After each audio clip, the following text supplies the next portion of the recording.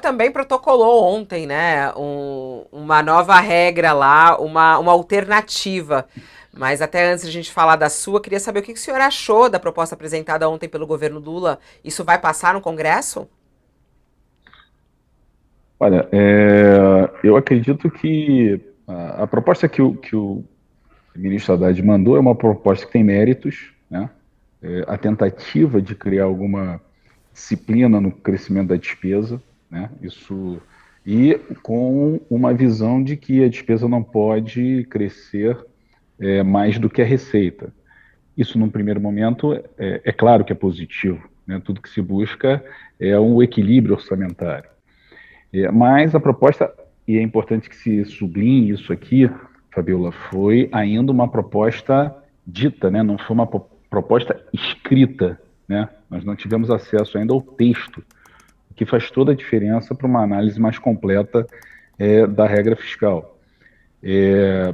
Porém, mesmo com o anúncio, há algumas preocupações, né? Ainda que pese, e é importante também fazer justiça, colocar uma meta de superávit primário para esse ano, para o ano que vem e para o outro, uma expectativa de estabilização da dívida, mas é importante ressaltar algumas preocupações que eu tenho ao ver o que foi anunciado. Em primeiro lugar, do ponto de vista da despesa, claramente é um arcabouço fiscal onde a despesa assume um protagonismo, né?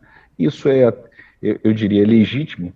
Todos sabem que nós temos um governo de esquerda, um governo que tem um olhar, um papel mais relevante do Estado, do gasto público. Então, o arcabouço ele mostra um pouco ele dá esse protagonismo ao gasto público na expectativa que o gasto público gere atração, gere, dê fôlego à atividade econômica, ao crescimento do PIB.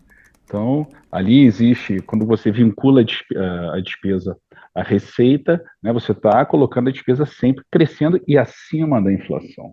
Tá? Então, esse é um primeiro ponto. Um segundo ponto, ainda, olhando para a despesa, Fabiola, você fixa um teto de despesa primária acima da inflação, mas você não olha a despesa do ponto de vista qualitativo, por dentro do componente dessa despesa. E tem um componente que é muito preocupante, que essa despesa é muito rígida. Ela é quase toda ela consumida pelo que nós chamamos de despesas obrigatórias, despesas que estão legalmente contratadas e que são difíceis de ser revertidas. Então não há Senhor um deputado, tratamento. o senhor realça, e com razão, que nós estamos falando de um plano oral, né? Não tem nada escrito. Agora, Uhum. o primeiro ponto que o senhor menciona, que é o fato de que o plano do ministro Haddad contempla a elevação dos gastos todo ano, é, isso seria compensado pelo que o ministro chamou lá de caça aos jabutis, né? Ele quer tirar os jabutis que ele diz que estão dentro do sistema tributário e cobrar isenções de gente que hoje não paga imposto. E a coisa que o senhor fala sobre a qualidade do gasto, quer me parecer que também houve ali um compromisso da ministra Simone Tebet de, na elaboração até da LDO, agora que vai ser entregue até o dia 15 de abril, de fazer já um trabalho em relação a esse pente fino para refinar a qualidade do gasto. Pelo que o senhor está dizendo, o senhor não tem muita confiança, primeiro, no êxito da caça aos jabutis e, segundo, na requalificação do gasto que a ministra Simone Tebet promete. É isso? Josias, em parte isso, a gente precisa ver o texto, em parte isso, porque talvez a LDO não tenha a força necessária para fazer alguma contenção ou redução dessa despesa que está, às vezes, amarrada constitucionalmente, numa lei complementar. Então, em geral, na regra fiscal, a gente coloca essas medidas de alguma forma automática para que haja contenção dessa despesa. De outro lado, é importante você falou, quando o ministro fala da caça aos jabutis, quando você fixa uma regra fiscal onde você depende da receita, você cria também um incentivo perigoso que é toda hora você tá ali, não é só revendo algum incentivo, mas aumentando a alíquota, por exemplo, de outros. Então, é perigoso quando você ancora essa regra fiscal muito na receita. E mais, José, você tem a receita que ela acontece uma vez e você tem a receita que é recorrente. Vou te dar um exemplo. Quando você retira um incentivo fiscal ou reduz, essa receita passa a entrar todo ano. Agora, quando você ancora, por exemplo, um aumento de despesa numa receita que entrou uma vez, você causa um problema.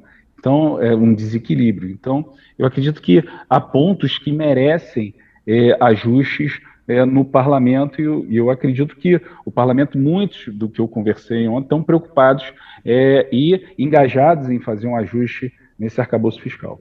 Quando ele Deputado, fala... se o senhor pudesse fazer uma diferenciação entre a sua proposta e a proposta do governo, em pouquíssimas palavras, porque nosso tempo aqui está voando, o senhor diria o quê? Na sua proposta tem uma faca para cortar gasto que a proposta do governo não tem, é isso?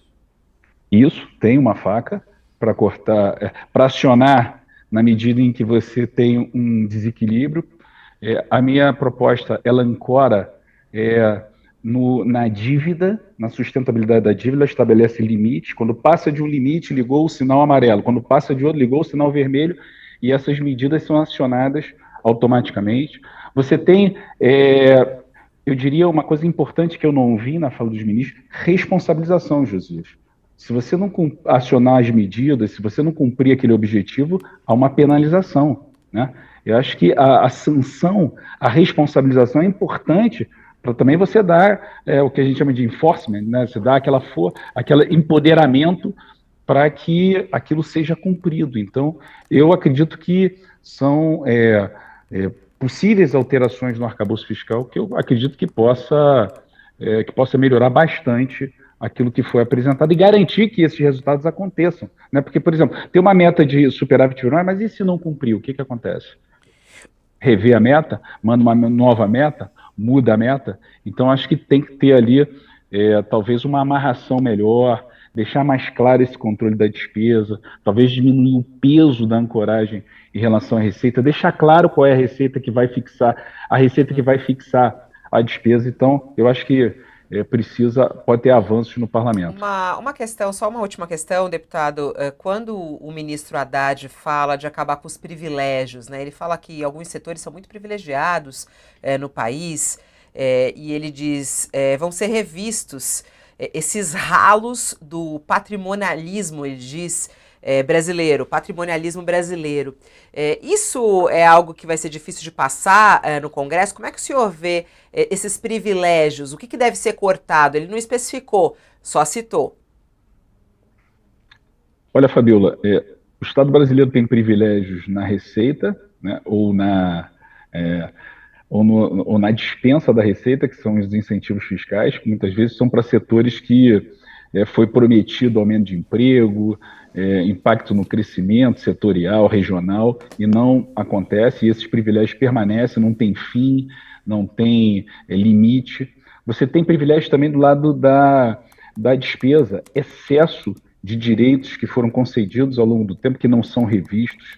Então, o ministro está certo, precisa atacar esses privilégios. Quanto mais nós tivermos um governo querendo reduzir esses privilégios para o Estado brasileiro, tão melhor será, tão melhor a situação fiscal do Brasil. Tá certo. Tem algum setor específico que o senhor já queira apontar aí, não? Olha, são vários, são tantos setores que têm incentivo. Um só, pode indicar só um, deputado.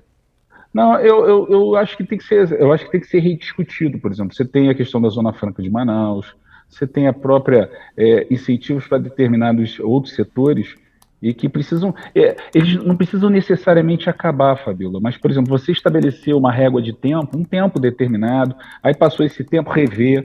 Você tem uma questão de transparência dos incentivos. O governo pode ter ali uma lista mais clara daqueles incentivos, quando foi criado, qual o impacto que gera. Então, eu acho que essa luz do sol nos incentivos fiscais é importante para o governo fazer o seu trabalho e para o parlamento fazer o seu trabalho também.